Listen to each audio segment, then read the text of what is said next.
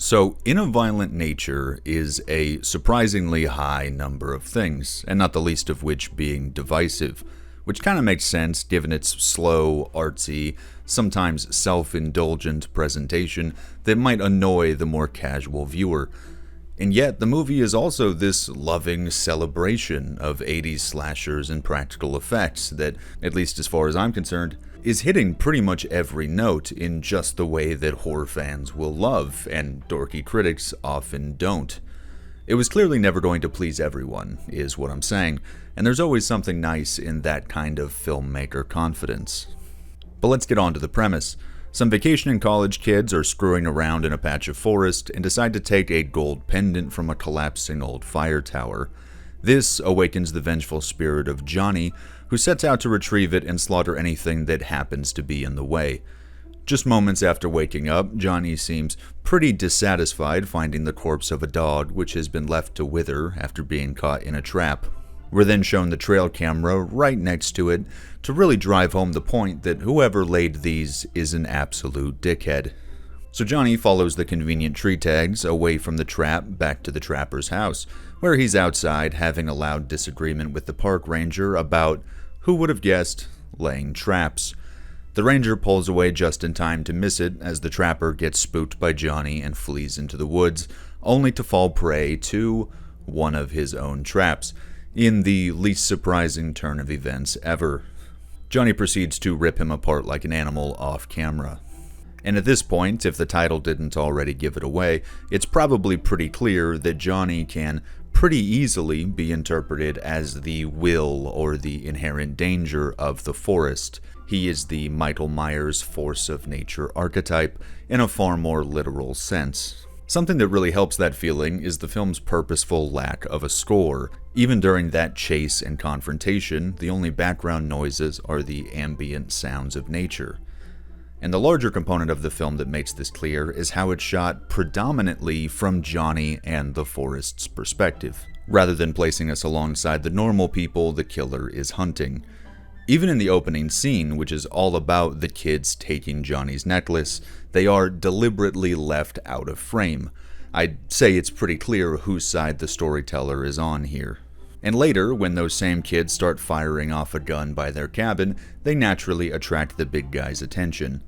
And it'll become a bit of a recurring theme that this is just kinda how Johnny operates. He meanders through the woods like a zombie, just keeping an eye out for his necklace, until some kind of disturbance draws him in. And conveniently, a kid at the campfire is telling the group the story of how Johnny and his father died at the hands of lumberjacks around 70 years ago, before Johnny's soul allegedly resurrected and slaughtered their entire camp in revenge, establishing the killer as an already known local legend. And we get a little taste of who our future victims are. And maybe barring one or two exceptions, they're obnoxious and not overly likable. They're also just kind of standoffish and mean to each other. Like, I know we're all kind of mean to our friends, that's what friends are for, but I don't think these people even like each other. And when the gang starts to split up and head back to the cabin, storyteller walks into the woods alone and gets decapitated at the mouth with some crazy-ass logger tool while listening to his Walkman. No, the film doesn't take place in the 80s, that's just the kind of guy he is. And we actually get a little music now, as Johnny starts fiddling with the hipster corpse and dragging it through the woods with Loverboy by Techno Western still playing. And at this point, I was wondering where the fuck Johnny's going when he has an entire cabin he could be room clearing in, but when he arrived at the unmanned ranger station, it all started to make sense. He uses the corpse to help him break in and shatter the display that holds the firefighting mask and equipment he was so fond of back in the 50s. And just like that, our boy has his fit. He also stops to mean mug a park ranger group photo and ball his fist up like fucking Arthur, suggesting he's got some unresolved beef. The next morning, a couple of the kids, the weirdly hot lesbians of the group, are making a ruckus at the lake, so Johnny slowly wades into the water from the other side.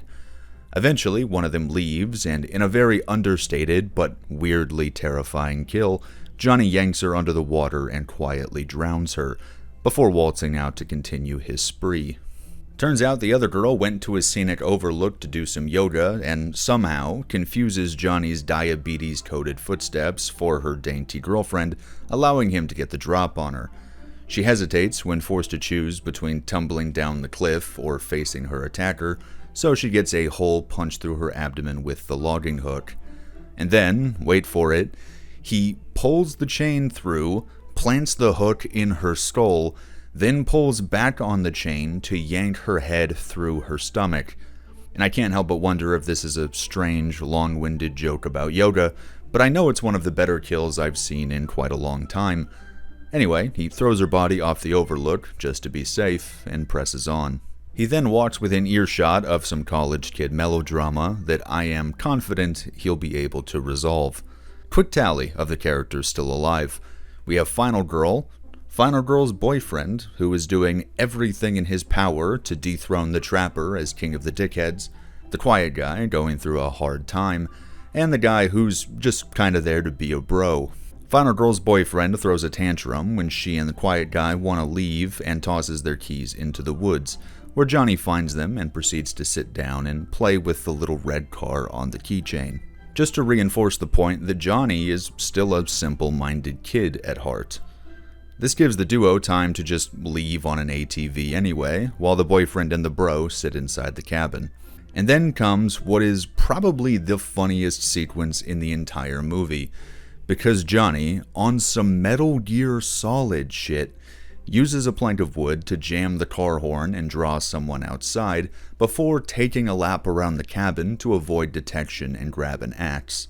The boyfriend takes the bait like a goofy little dumbass and gets his leg stabbed, but the bro spotted Johnny from the window, and before the killer can finish boyfriend off, he runs out with Chekhov's gun and gives Johnny a shot in the sternum, putting him down for a moment and allowing the boys to begin their escape. Obviously, they weren't expecting Johnny to be fucking magical, so they're completely blindsided when he wakes back up and beams bro with a beautiful axe throw. And all that's left is for boyfriend to crawl away and scream for help until Johnny crushes his head with a boulder. And the two remaining kids were drawn back to the cabin by all the noise, but after realizing the situation, they promptly fuck back off towards the ranger station, with Johnny now in slow pursuit. When he arrives at the station in the early hours of the night, the kids have met with the park ranger, who is pretty unhappy that Final Girl seems to be wearing Johnny's necklace, but it's okay because he can save them. He gives us the backstory on why Johnny was so peeved by that picture of park rangers earlier.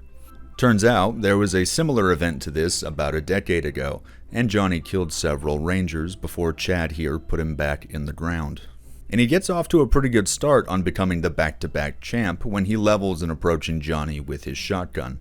Unfortunately, his plan from this point on is rather bad, and his helpers are practically useless.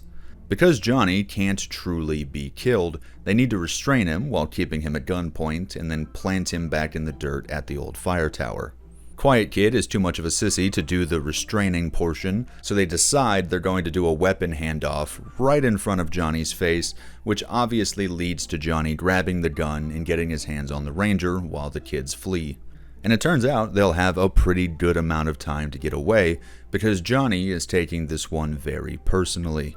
He starts by punching into the ranger's back with the skill of a surgeon, making sure to paralyze him but keep him alive and conscious. He then drags the ranger into the nearby woodcutting shed, where the mind games can begin.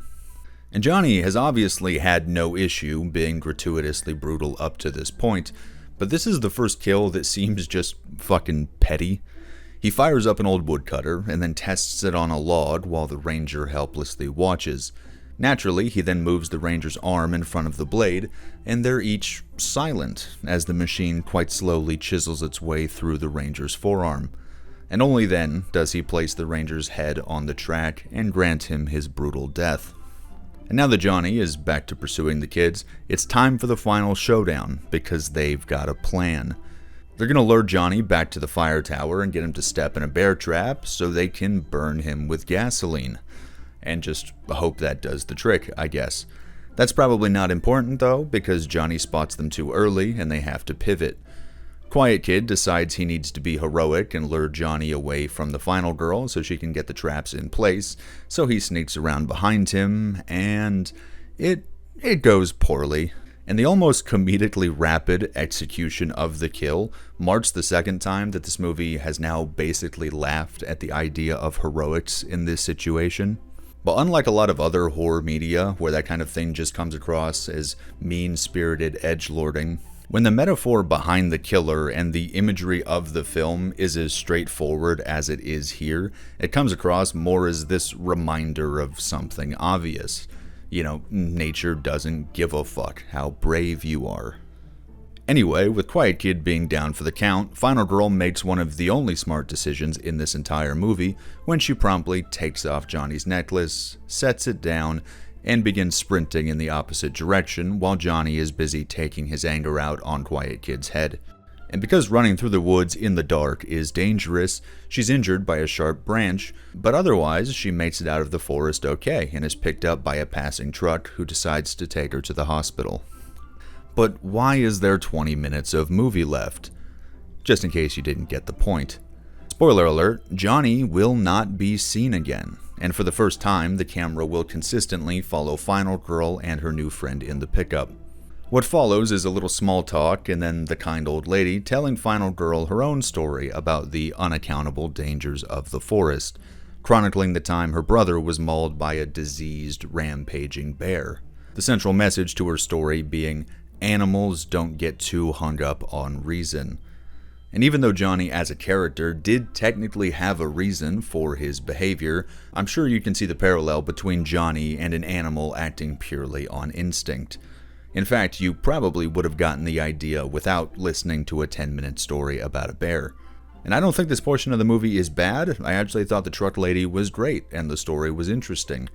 But seeing as it only exists to reinforce the already abundantly clear message of the film, I don't think it's strictly necessary or important either.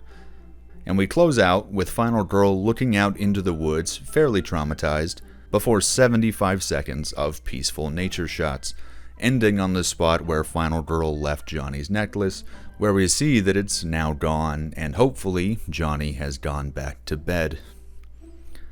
Anyway, that's the movie, and my thoughts on the movie. If you have anything to add, questions to ask, feel free to let me know, and I'll talk to you guys later.